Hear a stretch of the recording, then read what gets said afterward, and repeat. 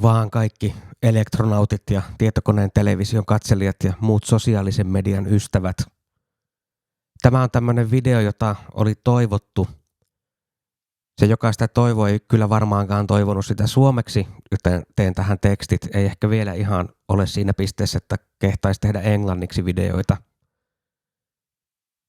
Mutta postasin Elektronautsiin tämmöisen yhden kappaleen ja siihen tuli jonkun verran kehuja ja sitten ainakin yksi ihminen kysyi, että voisiko näyttää, miten se on tehty, niin minä tässä nyt teen parhaani.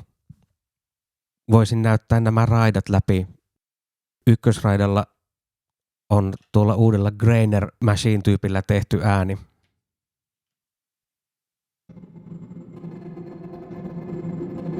Eli tämä, joka siellä on taustalla enemmän tai vähemmän koko ajan. Grainer tuli siinä 1.2.0 päivityksessä ja kiinnosti itseä kyllä heti, tykkään noista granulaarijutuista.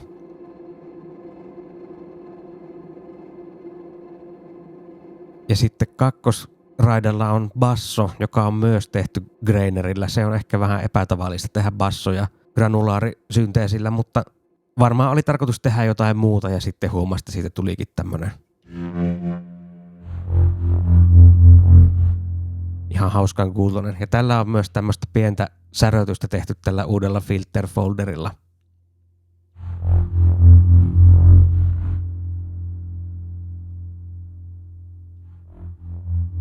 Ei ole ihan niin rajun kuulonen ilman tuolta foldia. Täällä on sitten erikseen vielä joku säröparametri.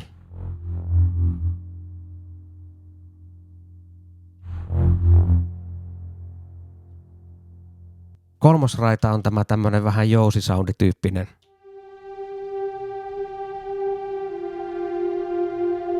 Se on tehty ihan tuolla single player machineillä, joka tässä on ollut alusta asti. Eli ei sinänsä mitään uutta, paitsi on silläkin tämä filter folder on täällä. Nelosraita on vaan tätä tämmöistä röpötystä.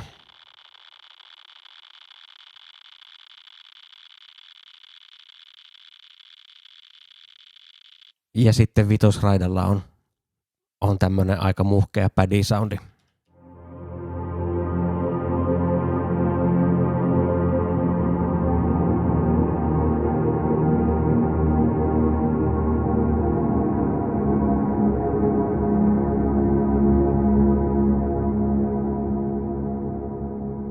Muuta tässä ei olekaan, että nämä 3 viimeistä raitaa on käyttämättä. Mitkään bussit ei ole käytössä ja ainoastaan yksi sendi on käytössä ja siellä on tuo perinteinen Super Void Reverb. Silloin aikaisemman videon alussa hassuttelin vähän, että olisiko se Tunewerk suomeksi soittopeli, mutta siis sehän on suomeksi sävellys. Ja väitän, että hassuttelin, missään nimessä kyse ei ollut siitä, että en olisi katsonut sanakirjasta. Tämä säveltäminen nyt liittyy tähän sillä tavalla, että tämä jousisoundi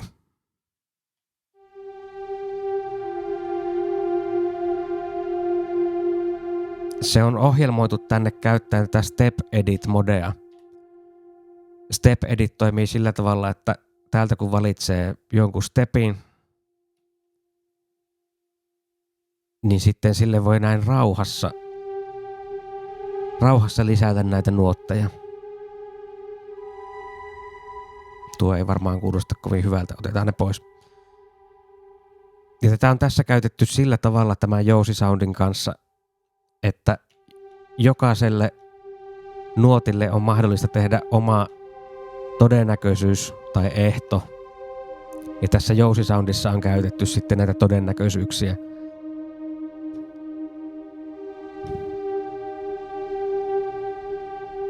Eli tämä nuotti soi aina. Sen todennäköisyys on 100%. Eli aina ensimmäisen sivun ensimmäisellä stepillä tämä nuotti soi aina. Ja sitten tämän todennäköisyys on 50%.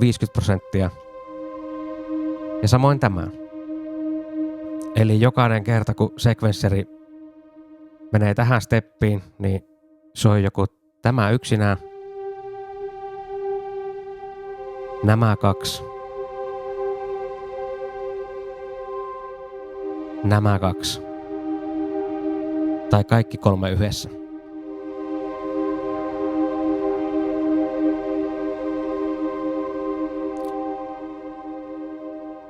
Ja näin on tehty oikeastaan siis jokainen tästä jousiraidan stepeistä, eli jokaisessa on näitä todennäköisyyksiä. Tuolla esimerkiksi todennäköisyys on 25, tuossa 50, tuossa 100, jolloin on pieni todennäköisyys, että siihen tulee vähän tämmönen jännitteinen soundi. Ja sitten sinne ehkä pohjalle tuo vielä matalampi C. Ja tämä itse asiassa, tätä on tosi paljon inspiroinut minua tämän tekemisessä, niin Elden Ringin musiikit. Sitä tuli pelattua paljon joululomalla ja siinä on semmoista hienoa jousisoittoa, että siinä ei hirveästi tapahdu, mutta se luo semmoista joko tunnelmaa tai jännitettä. Tuolla on taas 100%, 50%, 75%. 75%, 50%, 100%. Ja niin edelleen. Ja nyt jos sitä kuuntelee, niin sen mitä siinä tapahtuu, niin ehkä huomaa.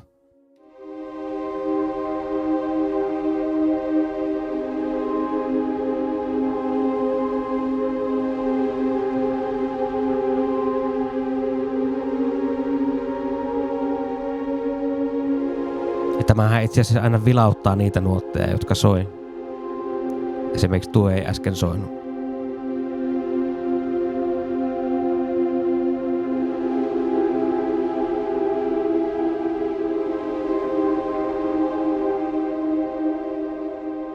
Hieman samanlainen systeemi on täällä vitosraidalla, eli täällä Paddy Soundilla. Mutta se perustuu sitten enemmän noihin ehtoihin ja suhteisiin eikä todennäköisyyksiin. Ja täällä ensimmäisen sivun ensimmäinen steppi, silloin soi tämä. Sitten kun sekvensseri on käynyt kaikki 4 sivua läpi ja tulee uudestaan tälle stepille, niin sitten soi tämä. Sen näkee tuosta. Eli yhden suhde 2 niin on ensimmäinen kerta ja toisen suhde 2 tai 2 suhde 2, miten se nyt sanotaankaan, on toinen kerta. Tai onko tuo ylipäätään suhde, en minä tiedä mikä se on. Siinä on kaksoispiste.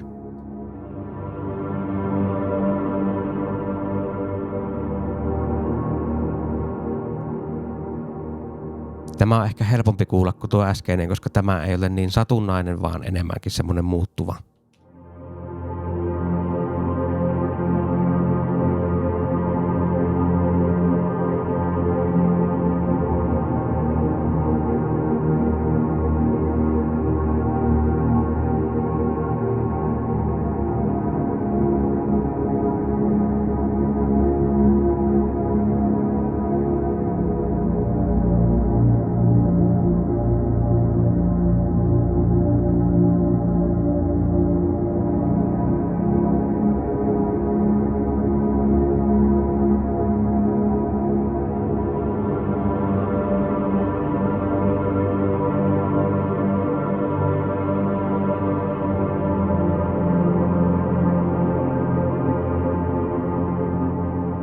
Nämä on tämmöisiä tekniikoita, jotka on kiinnostanut minua pidemmän aikaa.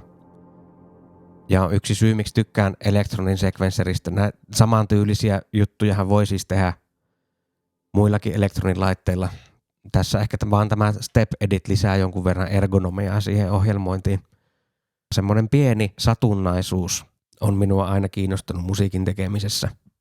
Se satunnaisuus vaan johtaa siihen, että tätäkään kappaletta ei niin kuin välttämättä pysty esittämään ihan samanlaisena 2 kertaa. Ihan jo tämän kolmosraidan todennäköisyyksien takia, mutta sitten myös siksi, että tässä on muuten aika paljon semmoista ruuvattavaa, jota en ole siis mitenkään kirjoittanut ylös, että silloin kun se alkuperäisen äänitin, niin se oli enemmän semmoista fiilistelyä muutaman harjoituskerran jälkeen.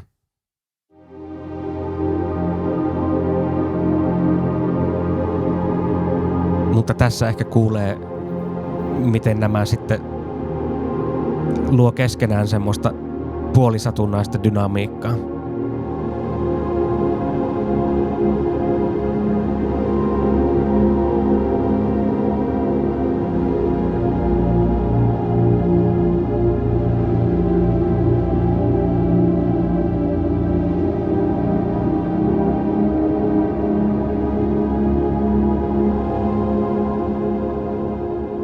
Eli yhteenvetona Joosista aina soi jotain, joskus enemmän, joskus vähemmän, joskus harmonisemmin ja joskus vähän vähemmän harmonisesti. Ja Paddy soittaa semmoista kiertoa ensin yhdenlaista ja sitten toisenlaista. Semmoinen pitää tästä Step Editistä vielä mainita, että tämän, varsinkin jos tämä Electron Sequencer on millään tavalla lihasmuistissa, niin tämän kanssa pitää olla kyllä varovainen. Mulle kävi monta kertaa niin tätä tehdessä, että kun oli tarkoitus laittaa se ehto vaikka tänne, niin sitten vanhasta tottumuksesta pidinkin tätä nappia pohjassa ja laitoin sen ehdon sitten tuohon.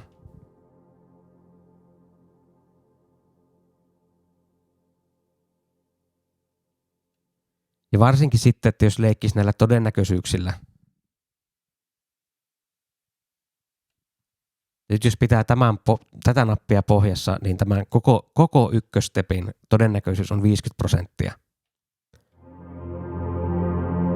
Jaa, näköjään se laittoi nyt tuonnekin. Sitä se ei ole ehkä ennen tehnyt.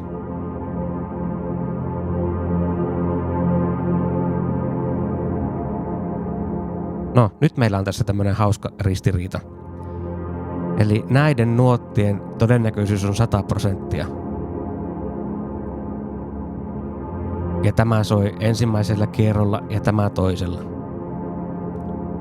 Mutta tämän, sanotaan tätä nyt vaikka master stepiksi, tämän todennäköisyys on 50%. Eli on 50% todennäköisyys sille, että tämä soi ensimmäisellä kierroksella.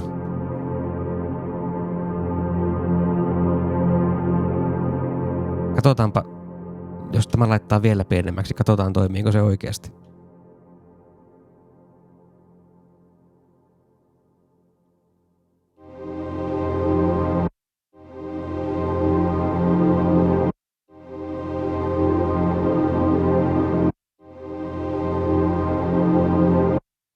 Ehkä se ei toimi. Sitten en tiedä, että miksi minä voin erikseen asettaa tälle tämän, jos ei se mitään tee. Eli jos nyt joku elektronityyppi on tarpeeksi hullu tätä katsoakseen, niin en tiedä, voisitteko korjata tämän sequencer-logiikan. On todella ärsyttävää, että sillä ei voi tehdä niitä asioita, mitä sillä pitäisi voida tehdä, tai se kertoo tekevänsä yhtä ja sitten tekeekin toista. Se tekee tämän laitteen kanssa työskentelystä välillä vähän turhauttavaa. Joku ehkä tuossa alussa huomasi myös, että mulla oli tämä performance mode oli päällä. Se tarkoittaa sitä, että kaikki mitä minä tässä ruuvaan on vain väliaikaista, että sitten kun tämän ottaa pois päältä, niin kaiken pitäisi ainakin teoriassa palautua siihen, mistä lähtikin. Ja tämä ehkä sitten liittyy vähän myös siihen, että miksi olen päättänyt, että minä nyt sävellän tämmöisellä tavalla, että täällä on jotain todennäköisyyksiä ja ehtoja ja muita. Se liittyy siihen, niin kuin ensimmäisessä videossa selitin, tässä laitteessa ei ole semmoista toimintoa, joka vastaisi noiden vanhempien, niin kuin vaikka Analog Rhythmin ja Analog 4:in kittejä tai sitten Octatrackin osia, eli parts. Se tarkoittaa sitä, että jos mulla on tässä patternissa jotkut soundit, joista tykkään, ja sitten minä copypastetaan sen patternin, tämä on vitospatterni, niin jos minä copypastettaisin sen vaikka tuohon kutoseen, niin ne soundit kyllä siirtyy silloin mukana. Mutta sitten jos minä täällä kutosessa ollessani muokkaisin niitä soundeja, niin ne samat muutokset ei tapahdu täällä vitosessa. Ja se on sillä tavalla ongelma, että se tekee äänisuunnittelusta tosi työlästä, että joko pitää lyödä ne äänet niin kuin ihan varmasti lukkoon ja sitten olla koskematta niihin. Tai sitten pitää tehdä semmoisia kappaleita, missä ne soundit muuttuu tosi rajusti. Myöskään tämä perform mode ei siirry patternista toiseen, eli vaikka laittaisin sen nyt tässä päälle, testataanpa ihan. Sitten hypätään tuonne. Ei kuulu mitään, eikä näy mitään. Siellä ei ole mitään. Täällä se jäi kuitenkin päälle. Katsotaan, hajoaako jotain, kun sen ottaa nyt pois. Ei toivottavasti.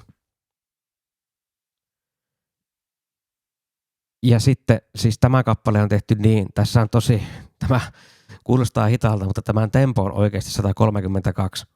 En tiedä miksi, luultavasti mulla on ollut ajatus tehdä jotain muuta ja sitten olenkin päätynyt tekemään ambienttia. Mutta nämä sivut, esimerkiksi tämä jousiääni, sekvenssi, tämä sivuasetus eli page setup on tehty niin, että pituus on 64 steppiä eli 4 sivua. Mutta scale eli sekvenssin eteneminen suhteessa tempoon on 1/4. Eli se etenee hitaammin kuin mitä tämä antaisi tämä tempo itsessään ymmärtää. Normaalistihan nämä on siis 16 osia.